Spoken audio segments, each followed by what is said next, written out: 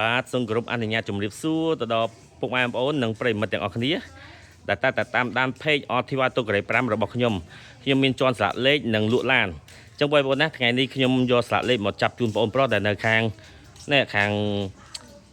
ជើងវត្តនេះវត្តស្លែងអញ្ចឹងថ្ងៃនេះមកចាប់ជូនគាត់ហើយ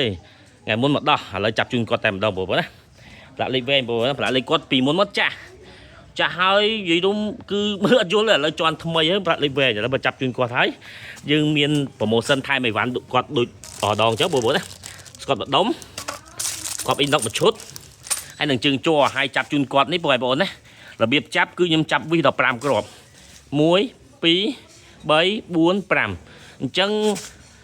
ខ្ញុំមិនដឹងគេចាប់មិនទេគេចាប់តែ2គ្រាប់ឬ3គ្រាប់ហ្នឹងតែខ្ញុំចាប់5គ្រាប់ខ្ញុំការពារសុវត្ថិភាពទៅដល់បងប្អូននិងបងប្អូនដែលគាត់យកឡានជីទៅវាអាចជីទៅជីលឿនឬខ្ទរឲ្យវាជ្រុះបាត់អញ្ចឹងផ្លាកលេខនេះគឺខ្ញុំធានា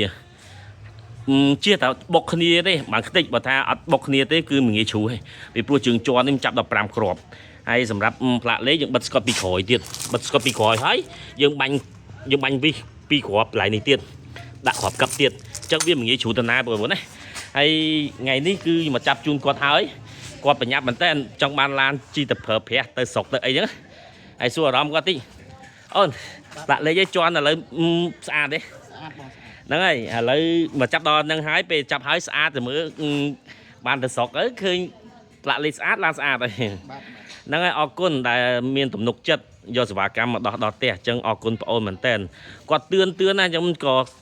ខំជន់ឲ្យគាត់ឲ្យលឿនដើម្បីឲ្យគាត់យកទៅចាប់ឡានហើយគាត់ជីតាណាតន័យអញ្ចឹងណា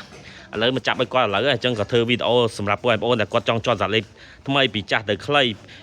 ពីចាស់ទៅថ្មីមានផ្លាកលេខវែងមាន QR code អញ្ចឹងបងប្អូនអាចជន់មកតាម page អធិវត្តកេរ5ឬតាម Telegram បងប្អូន099 83045ចាំមើលបងប្អូន